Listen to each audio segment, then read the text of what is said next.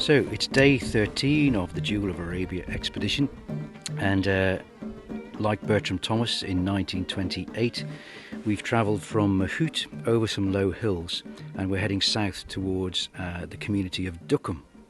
And at this point, Thomas wrote in his diary that he was, after an hour and a half moving that day, he found himself at the entrance to Wadi Sarab, a gaping valley 1,000 yards in width, where it debouched onto the plain.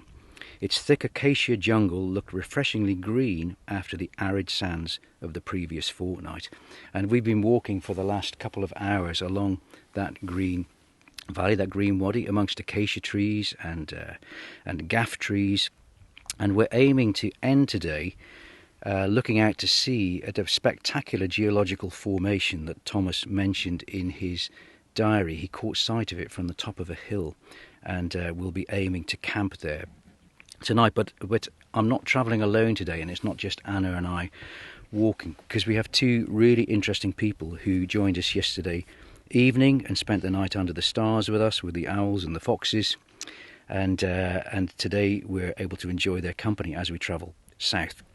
So sitting to my right is Scott McDonald, who is CEO of the British Council. And Scott, I know this is not the first time you've been to the Middle East, so do you want to tell us a little bit about your background and your connections to the region? Sure.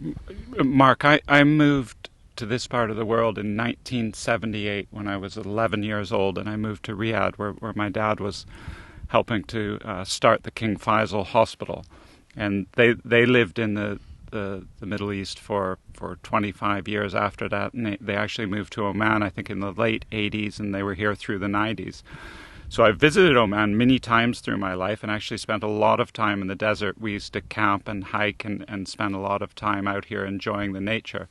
But one of the wonderful things about this trip and what you and your colleagues are doing is really digging in and learning about what's here and learning about the wildlife, the trees, and everything else that's here, and the sort of journey you're making to understand all the wonderful natural gifts Oman has, but the way it's managing its sustainability. So it's just wonderful to be here and spend a day with you. Brilliant. Well, it's great to have you here. And I got very excited yesterday because Dan Holland at Adventurous Audio sent us the listener stats for our podcasts. And I think we were very excited because there were 36 people following us in 36 countries around the world. But I know you're CEO of an organisation that when I had a quick Google yesterday, had a footprint in over 200 countries around the world. So can you share with us a little bit about the British Council? What are the aims of the British Council, and what does it do around the world? Yeah, the British Council was formed in the 1930s, in a time not unlike now, where there's a lot of friction and conflict in the world, lots of competing ideologies. At the time, there were some quite extreme ideologies, particularly fascism. And the UK formed a group that was independent of government, whose job was to connect the people of the UK to people all around the world, build connections through arts and culture, through education, through the English language. And those connections are supposed to build understanding of each other, our ways of lives, and trust. And that trust ultimately should increase trade, should increase people visiting back and forth, people going to school back and forth, and reduce the likelihood of war. And that's what we've been doing for the last 90 years. And, unfortunately now, it feels like the time now is a lot like the 1930s with competing ideologies. 1 in 7 people last year were involved in conflict. So these are tough times. And we're out there trying to build connections between people, not necessarily governments. We get people to understand each other. When they understand each other, they trust each other and then work together. Yeah, fantastic. Well, we're very humbled that with that huge agenda that you could find time to walk with us. But making that connection between the British Council and Jewel of Arabia is someone who's sitting on my left. Thomas Lloyd is the country director of the British Council in Oman, and I've been in Oman for 25 years, and I've always driven past your beautiful home on the side of the road in Medina Caboose, and there are many aims for Jewel of Arabia, really, but one of the key ones is engagement with youth, and we're very lucky to have His Royal Highness Prince William and His Royal Highness the Yazid bin Haytham, who is the Minister of Culture, Sports and Youth behind this project. So they're both very, very supportive of this project, but principally because they want us to use the journey to connect with young people and help shape thinking for a more sustainable future. And so what we're doing is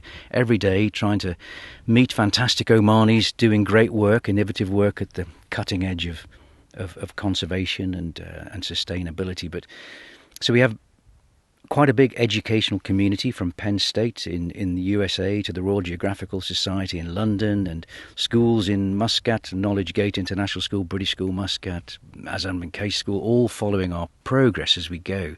But the role being played by the British Council is really quite unique. So, Thomas, could you explain to people what you were trying to explain to me about what you're doing and what's going to unfold as we journey south towards Salalah? Yeah, thanks, Mark. And just to echo Scott's comments on, add to that, thank you for bringing us along. This is a fantastic environment to be doing this, and I'm looking forward to the rest of the trip today. As you said, what we are providing is an opportunity for Omani youth to participate in this project through a hackathon for 18 to 23-year-olds that will be held over 3 days. The first day will be at Outward Bound Oman, which you're obviously extremely familiar with, in Muscat, and days 2 and 3 will be at the German University of Technology. The theme of the hackathon will be sustainability. And we have a wonderful array of speakers from sector, from government, from industry, and most importantly, people who understand financing and how to run a successful startup. We are hopeful of, in the kind of best case scenario, one of these solutions that one of our teams develops actually receiving funding, which would be fantastic. The first prize for the winning team will be an opportunity to join a global hackathon in Edinburgh in May. And there will be additional prizes for people to join the Oman Sustainability Week, possibly presenting at the Principal Awards ceremony that they have there, that has a real kind of T1 selection of stakeholders, CEOs, people from government. So again, enhancing their ability to potentially secure funding. So we're really excited about it. And if I can use this platform as an opportunity to promote that, the applications are live. So for anyone who meets the criteria, please do take a look through either our channels or GU Tech channels. And I think it's your last weeks, Mark, when you approach Salalah is when it's running. And so we're hoping to get you dial in if possible. Let's see what the connection is that day. If not, a pre-recorded message will suffice. And thanks again for bringing Scott and I along. It's been a fantastic experience. Well, it's great. And we've got another night to share with you under the stars to go yet. So that last week for us is going to be really busy because we have a lecture to give with the students at Dhofar University. I think the British School Salalah. I think we have a live link with the students, the Omani and American sustainability students at Penn State as well. So it's going to be quite a busy week. But you mentioned the channels. Where would someone go to find out the details of what you're suggesting this hackathon would be if they wanted to get involved or wanted to have a look at what's involved? Where specifically could they look? Would it be the British Council Oman website or? Yes, Instagram feeds, Twitter, X, however we're calling that these days. Obviously, German University of Technology feeds.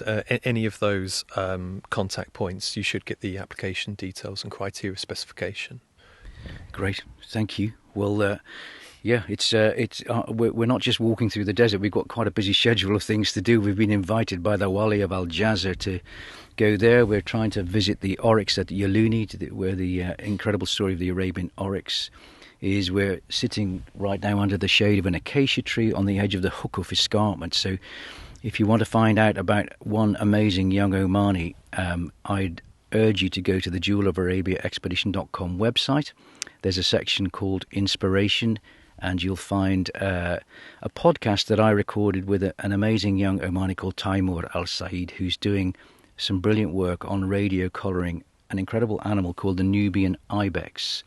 And have a listen to what he says, because the Nubian ibex is quite a special animal, and Taimur is the specialist on that. So that's it for today's podcast, day 13. We're almost halfway through, and I think when we wake up tomorrow morning, we will be waking up once again on the shore of the Indian Ocean.